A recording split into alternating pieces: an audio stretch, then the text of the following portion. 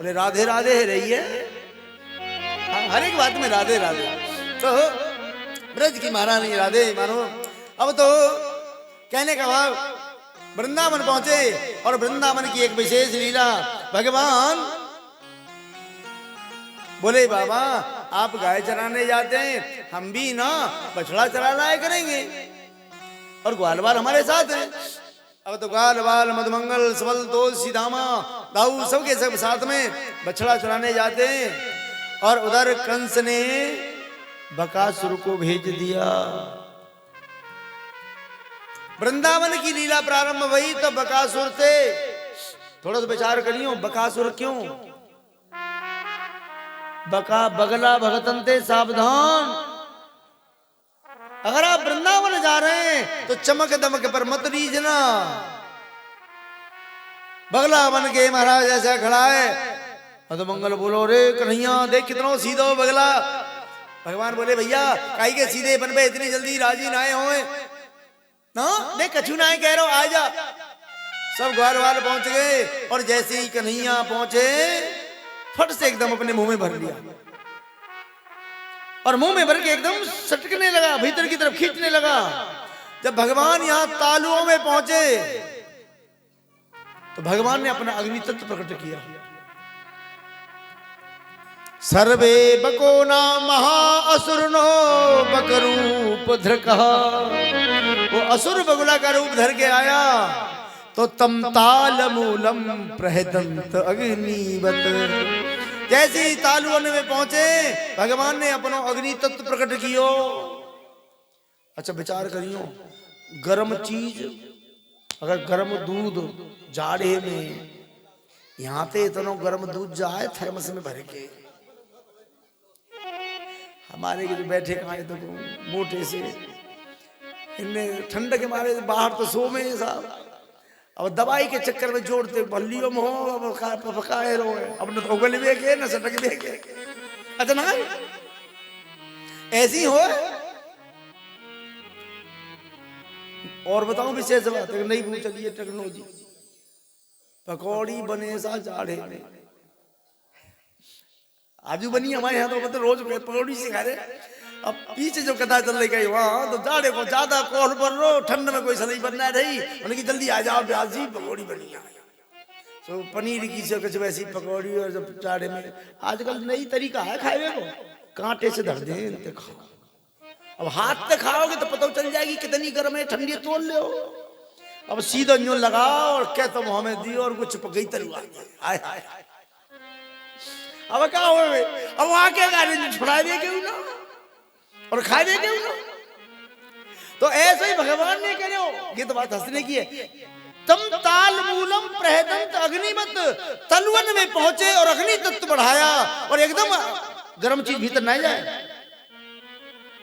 एकदम उसने जैसे ही उगला भगवान ने पैर रखा चौंच पर चीर दिया और वहां के हरिलाल की ऐसे ऐसे भगवान बड़े एक सेकंड में उसका उद्धार कर दिया।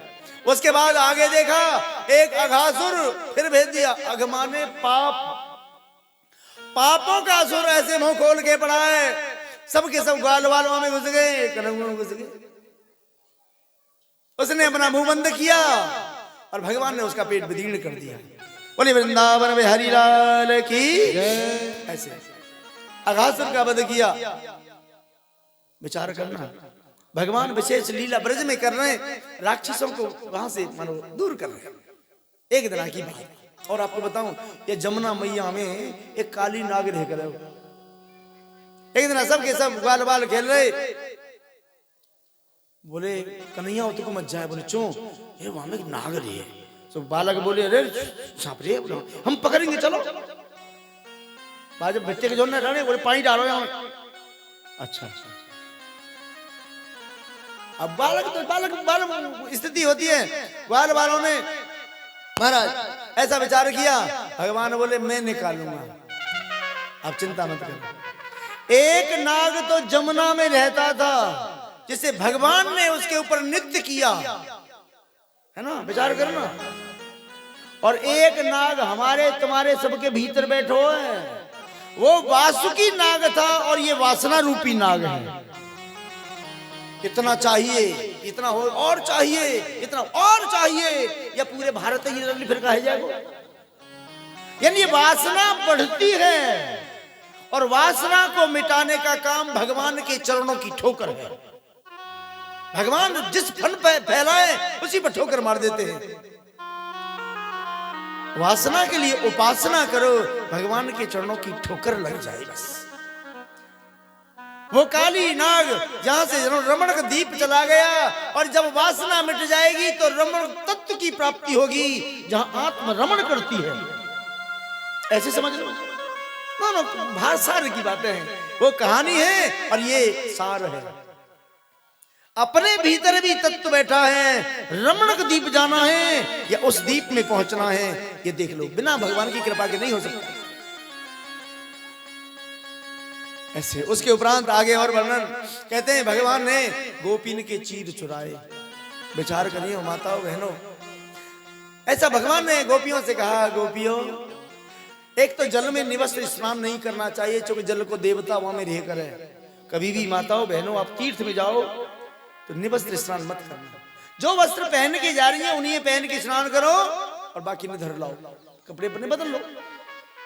जगह जगह हाँ व्यवस्था की है बॉक्सों की, वहां अपने आराम से बढ़िया तरह से अपने कपड़े बदलो, कपड़े रख के।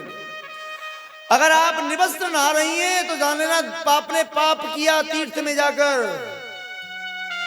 क्यों? अच्छा इसका मतलब क्यों?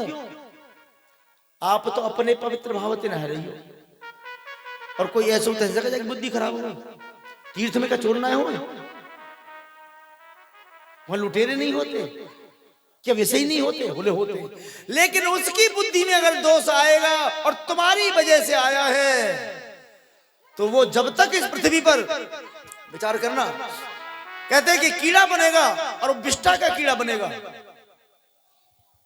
ऐसे और एक अब की तो समझ में आई ना होगी, अब की समझ में आ जाएगी। बड़े बूढ़े क्या करे, तुमने अगर किसी को कर्जा दिया है तो कर्जा लेवे कौन आवे? वो जाने दियो का कर्ज हुई तो लेगो कि दूसरा पटाए लेगो। बड़े बूढ़े नु के करे, भैया देखे काऊ जन्म को कर्ज पटाए रहो, बैल बन के आए हो, है ना, है ना। तो बैल बन के जब गो पटाए आयो तो हारी बन के तुम तो आनो पड़े को लेवे गु। ये हमारे गांव में वही एक रूपवती मैया थी, हमारी जो बहन बैठी है ना, भाभी भैया की मैया, उन्होंने एक बात कही थी, बोले बेटा कर्जा देने वाला और कर्जा लेने वाला दोनों को इधर आना पड़ता है। ये बात उनके शब्द से, यार बड़े बूढ़ों के मुंह से शब्द ऐसा निकला, मेरे भीतर घुस गया। कर्जा देने वाला और लेने वाला, इसलिए पाप करने वाला और पाप जिसके द्वारा हो रहा है, दोनों को इधर आना पड़ेगा। ऐसे इसलिए कभी कोई गलती मत करना तीर्थ में। नहीं, भगवान कभी किसी के वस्त्र नहीं चुराते। वस्त्र कहते हैं मल, मल कहते हैं जन्म जन्मांतर के पाप को, विक्षेप कहते हैं चंचलता को, और जो आवरण कहते परत को। हमारे तुम्हारे मन पे वो परत 3 प्रकार की है, मल विक्षेप आवरण। ये आवरण हट जाए विकारों का, वो भगवान ही हटाते हैं। अच्छा और एक बात, माँ बाप तक का छुपो है, वो तो परम पिता है, और ये हाड़ मास का क्या देखेंगे? वो माँ बाप कभी ऐसी गलती नहीं करते, वो परम पिता है। वो ये ज्ञान दे रहे हैं, जीव तेरे ऊपर जन्म जन्मांतर के पाप लगे हैं और ये परत हट जाएंगी तो बिल्कुल पावन हो जाएगा। ये से समझ लो, ऐसे ये चीज चुराना है। बाकी जितना आपकी समझ में आए ऐसे मान लेना, लेकिन भगवान कभी वस्त्र नहीं चुराते, कपड़े नहीं चुराते।